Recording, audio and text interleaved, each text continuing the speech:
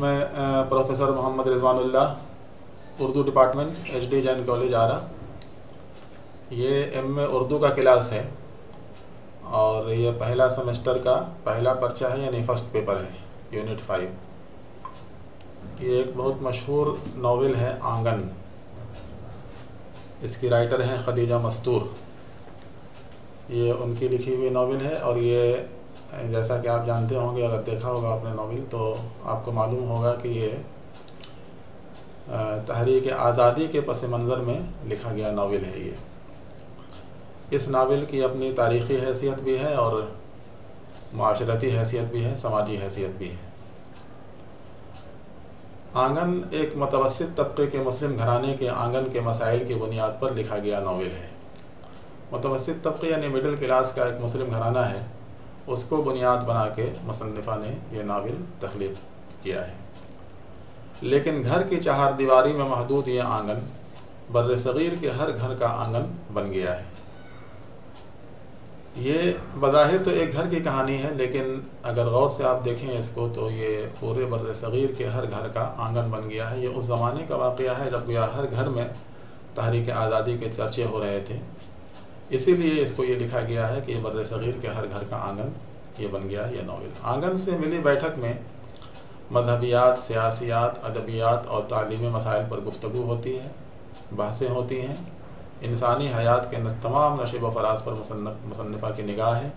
اسی وجہ سے خدیجہ مستور کے اس ناول میں گہرائی اور تہداری نظر آتی ہے۔ دیکھیے، یہ اس زمانے کے ماحول کا بیانیہ ہے جب آج کی طرح فلیٹ میں لوگ زندگی بسر نہیں کرتے تھے، اپنے اپنے خول میں بند نہیں تھے۔ بڑے بڑے گھر ہوتے تھے، بڑی بڑی بیٹھکیں ہوتی تھیں، اس میں تمام جو پڑھے لکھے لوگ آتے تھے، ایک جگہ بیٹھتے تھے اور مذہبیات پر، سیاسیات پر، ادبیات پر، تعلیمی مسائل پر گفتگو ہوتی تھی۔ اور ظاہر ہے اس زمانے میں چونکہ آزادی کی تحریک چل رہی تھی، اس لیے آزادی کے بارے میں بھی گفتگو ہوتی تھی۔ تو یہ اس زمانے کے گویا کے ماحول کا ایک بڑا نقشہ پیش کیا گیا ہے آنگن میں۔ آنگن ایک ایسے خاندان کی کہانی ہے جو اتر پردیش کے علاقے میں دوسری جنگ عظیم سے قبل آرام اور سکون کی زندگی گزار رہا تھا۔ اس کی خوشحالی اور آسودگی تمام معاشرتی محرومیوں سے محفوظ تھی۔ یہ آزادی سے پہلے کا منظرنامہ ہے، جب لوگ آرام اور سکون کی زندگی گزار رہے تھے اور ان کی خوشحالی اور آسودگی جو ہے وہ تمام معاشرتی محرومیوں سے محفوظ تھی۔ ناول نگار نے بڑی احتیاط اور خوبصورتی سے اس خاندان، ماحول اور معاشرے کی عکاسی کی ہے۔ لیکن جب تحریک آزادی کی شدت اور عوامی اضطراب میں اضافہ ہوا تو یہ خاندان بھی اس کے اثرات سے محفوظ نہ رہ سکا۔ جیسے تمام خاندان متاثر ہوئے، ویسے یہ خاندان میں متاثر ہوا جب آزادی کی تحریک میں شدت آتی گئی اور لوگوں میں بے چینی بڑھتی گئی۔ گھر کا ماحول گاندھی، جناح اور نہرو کے نام اور کام سے آشنا ہوتا چلا گیا۔ بعض افراد غیر ملکی استبداد کا شکار ہوئے اور جو بچ گئے وہ زندگی کی کشمکش اور صعوبتوں میں مبتلا ہو گئے۔ ظاہر ہے اس زمانے میں دو نظریات تھے، کچھ لوگ پاکستان کے حامی تھے، کچھ لوگ مخالف تھے۔ تو ان تمام لوگ کی جب باتیں ہوتی تھیں اس میں گاندھی کا بھی تذکرہ آتا تھا، جناح کا بھی تذکرہ آتا تھا، نہرو کا بھی تذکرہ آتا تھا۔ جو لوگ غیر ملکی استبداد سے یعنی انگریزوں کے ظلم و ستم کے شکار ہونے سے بچ گئے وہ زندگی کی کشمکش اور صعوبتوں میں مبتلا ہو گئے۔ معاشرہ نگاری کی ایسی جیتی جاتی تصویریں بہت کم ناول میں ملتی ہیں، جیسا کہ خدیجہ مستور نے اپنے ناول میں پیش کیا ہے۔ معاشرہ نگاری کی مثال ایسی دوسری جگہ بہت کم ملتی ہے۔ ناول میں اس معاشرے کی شاندار عکاسی کی گئی ہے جو پہلے کبھی جاگیرداری کا فیضان حاصل کر چکا تھا اور پھر حالات کی کسم و پرسی کا شکار ہو جاتا ہے۔ جاگیرداری کا فیضان بھی حاصل کر چکا تھا، لیکن جب جاگیرداری، زمینداری کا خاتمہ ہوا تو پھر وہی لوگ کس قدر پریشان ہوئے اور ان کو کیسے حالات سے گزرنا پڑا، ان حالات کی قسم پرسی کا شکار ہو جاتا ہے۔ اس معاشرے کی پر تحریک آزادی اور ہندو مسلم تعلقات کا گہرا اثر بھی نمایاں ہوا تھا، جس کی وجہ سے ناول اور زندگی کے رشتے میں توانائی اور مضبوطی پیدا ہو گئی ہے۔ واقعات کی فضا بندی میں بہترین فنکاری کا مظاہرہ ہوا ہے اور اس کی وجہ سے تأثر میں کہیں انتشار پیدا نہیں ہوتا۔ شمالی ہندوستان میں متوسط طبقے کے مسائل، اس کی معاشی الجھنیں، قومی تحریکیں اور ملک کی سیاست میں مسلمانوں کی قیادت، شادی بیاہ کے رسم و رواج، جہیز کے کپڑے، میراثنوں کے گیت وغیرہ کو خدیجہ مستور نے اتنے مؤثر اور دلکش انداز میں پیش کیا ہے کہ قاری خود کو اسی ماحول میں محسوس کرتا ہے۔ یہ ایک بڑے کینواس پر لکھا گیا ناول ہے جس میں ملک کی سیاست بھی ہے، آزادی کی تحریک بھی ہے، لیکن مصنفہ کا کمال یہ ہے کہ معاشرتی تصویریں پیش کرنے میں انہوں نے کہیں سے کوئی کمی نہیں کی ہے۔ اس میں جو شادی بیاہ کی رسم و رواج ہیں، جہیز کے جو کپڑے ہیں، میراثنوں کے جو گیت ہیں، ان کو خدیجہ مستور نے بہت دلکش انداز میں پیش کیا ہے، اور شاید اس کی وجہ یہ ہے کہ وہ خود ایک خاتون تھیں، اس لیے ان تمام چیزوں سے وہ اچھی طرح واقف تھیں، اس لیے ان تمام چیزوں کی ترجمانی انہوں نے بہت بہترین انداز میں کی ہے، اتنے بہترین انداز میں کی ہے کہ قاری خود کو اسی ماحول میں محسوس کرتا ہے۔ متوسط مسلم گھرانوں کی عورتوں کی فطرت اور نفسیات کا خدیجہ مستور نے بہت قریب سے مطالعہ کیا ہے۔ عالیہ کی ماں جیسے کردار حیدرآباد، لکھنؤ، دہلی اور ہر اس شہر میں مل جائیں گے جہاں مسلم تہذیب اور معاشرے کی گہری چھاپ ہے۔ ناول میں بڑی چچی اور عالیہ کی ماں کو اکثر چھالیاں کترتے ہوئے دکھانا خاص مسلم معاشرے کی نشاندہی کرتا ہے۔ مسلم گھرانے سے تعلق تھا خدیجہ مستور کا، جو اس ناول کی مصنفہ ہیں، اس لیے وہ عورتوں کی فطرت اور نفسیات سے بہت اچھی طرح واقف تھیں۔ اس میں جو بہت ہی اہم کردار ہے، جو اس کو بنیادی کردار آپ کہہ سکتے ہیں، مرکزی کردار، وہ عالیہ ہے۔ اس کی ماں کو اکثر چھالیاں کترتے ہوئے دکھایا گیا ہے، جو خاص مسلم معاشرے کی نشاندہی کرتا ہے، نمائندگی کرتا ہے۔ تو مسلم تہذیب اور معاشرے کی عکاسی میں خدیجہ مستور نے بہت ہی بہترین فنکاری کا مظاہرہ کیا ہے۔ آنگن کے ابتدائی حصے میں فلیش بیک کی تکنیک اپنا کر خدیجہ مستور نے یادوں کے سہارے ناول کے قصے کو آگے بڑھایا ہے۔ یہ فلیش بیک کی تکنیک میں پر یہ لکھا گیا ناول ہے، جس میں مصنفہ نے یادوں کے سہارے ناول کے قصے کو آگے بڑھایا ہے۔ معاشرے کی ترجمانی کے لیے پلاٹ سے وابستہ واقعات سے خدیجہ مستور الگ نہیں ہوتی۔ خدیجہ مستور ایک واقعات سے الگ نہیں ہوتی، اور وہ اس میں واقعات کا تسلسل گویا برقرار رکھتی ہیں، اس میں وہ کامیاب ہے۔ یہ واقعات اتنی فنی ترتیب و تنظیم کے ساتھ یکے بعد دیگرے آتے ہیں کہ کہیں پر اس کا شبہ بھی نہیں ہوتا کہ ان میں سے کوئی واقعہ فرضی یا مصنوعی ہے۔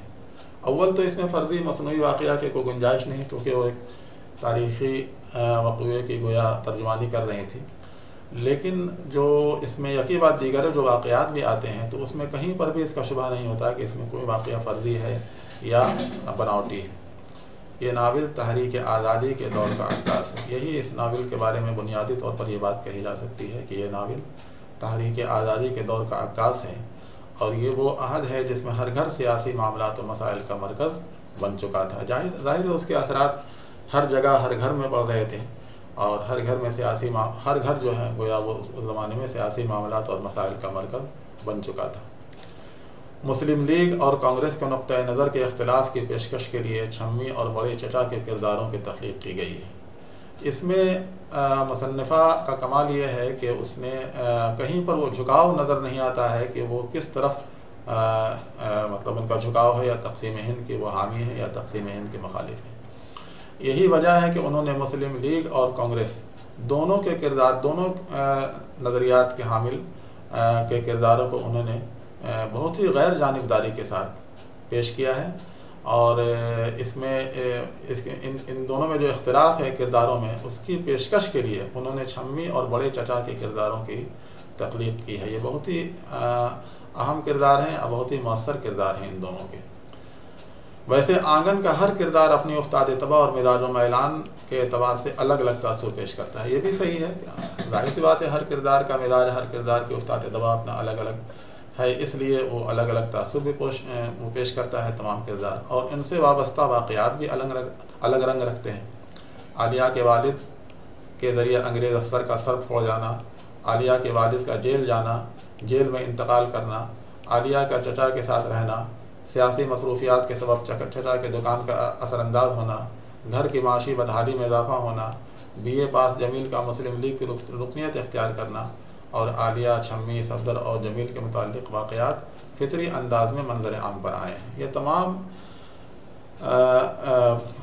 تلخ یا شیریں واقعات جو بھی کہیے جو اس ناول میں آئے ہیں تو بہت ہی فطری انداز میں آئے ہیں، یہ بڑی بات ہے۔ اس میں کہیں پر بھی مطلب یہ نہیں ہے کہ وہ غیر فطری محسوس ہوتے ہیں۔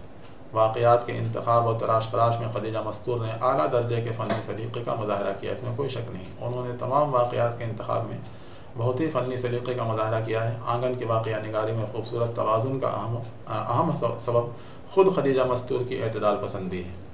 یہ بہت بڑی بات ہے کہ خدیجہ مستور کے یہاں نظریاتی طور پر اعتدال پسندی تھی۔ وہ کسی بھی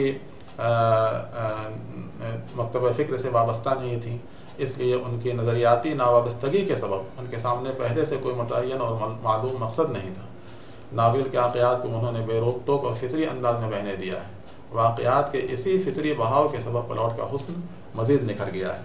یہ فطری انداز میں اس لیے بہنے دیا کہ وہ خود کسی طرف جھکاؤ نہیں رکھتی تھیں، غیر جانبدار تھیں، اور اعتدال پسندی ان کے مزاج کا ایک اہم حصہ تھی۔ آنگن میں مناظر کی زیادہ گنجائش نہیں ہے۔ ظاہر سی بات ہے، یہ ایک مخصوص ماحول کا ہے، ناول ایک مخصوص عہد کی ترجمانی کر رہا ہے، اس لیے اس میں مناظر کی تو بہت زیادہ گنجائش نہیں تھی، لیکن حسب ضرورت جو منظر پیش کیے گئے ہیں وہ دلکش اور مؤثر ہے، جیسے ٹھنڈی رات ہو، تپتا ہوا دن ہو، جاڑے کا موسم ہو یا گرمی کی رت ہو۔ ناول میں جہاں بھی قدرتی مناظر کو پیش کیا گیا ہے، قاری خدیجہ مستور کی جادو بیانی کے سحر میں گم ہو جاتا ہے۔ منظر نگاری کی گنجائش نہ ہوتے ہوئے بھی جہاں جہاں بھی اس کی گنجائش نکلی ہے، خدیجہ مستور نے وہاں بھی بہت ہی بہترین فنکاری کا مظاہرہ کیا ہے۔ اس سلسلے میں ناول کی ابتدائی سطریں توجہ طلب ہیں۔ سردیوں کی رات کتنی جلدی سنسان ہو جاتی ہے۔ آج بھی شام سے بادل چھا گئے تھے، خنکی بڑھ گئی تھی۔ گلی کے اس پار اسکول کی اد بنی عمارت کے قریب درختوں کے جھنڈ سے الو کی بولنے کی آواز کے نحوست رات کو اور بھی سنسان کیے جا رہی تھی۔ یہ ایک نمونہ ہے خدیجہ مستور کی منظر نگاری کا۔ ناول کی کامیابی کا انحصار پر اثر اور جاندار فضا آفرینی پر بھی ہے۔ آنگن میں فضا آفرینی سے متعلق کہیں کہیں دلکش نمونے ملتے ہیں۔ اس کی بھی گنجائش کم تھی، لیکن اس کے بھی نمونے پیش کیے گئے ہیں۔ جب شممی اپنی بچی کے ساتھ بڑے چچا کے یہاں آتی ہے تو گھر کا سوگوار سناٹا اور سکوت ایک خوشگوار ماحول میں بدل جاتا ہے۔ خدیجہ مستور نے اس پر مسرت لمحے کی دلاویز عکاسی کی ہے۔ ان کا مشاہدہ بالیدہ اور نظر باریک بھی ہے۔ اس کے علاوہ بچوں کی عادت اور فطرت پر بھی ان کی گہری نگاہ ہے، جس کا مظاہرہ یہاں پر ہوا ہے۔ اس طرح دیکھیے تو ہر اعتبار سے اور ہر جہت سے خدیجہ مستور کا یہ ناول بہت اہم ہے، اور ایک بڑے کینواس پر ہونے کے باوجود بہت ہی باریکی سے معاشرے کی تمام جہتوں پر اس نے تمام جہتوں پر وہ خدیجہ مستور کی نگاہ رہی ہے، اور ہر پہلو سے انہوں نے اس ناول کے موضوع کو ڈسکس کیا ہے۔ بہتر ہوگا کہ اس ناول کو اوریجنل ناول کو پڑھا جائے تو زیادہ بہتر طریقے سے اس کو اور سمجھا جا سکتا ہے۔ یہ اس میں ایک جھلک پیش کی گئی ہے۔ امید ہے اس کے آپ کو اس ناول کے پس منظر کو سمجھنے میں مدد ملے گی۔ بہت بہت شکریہ۔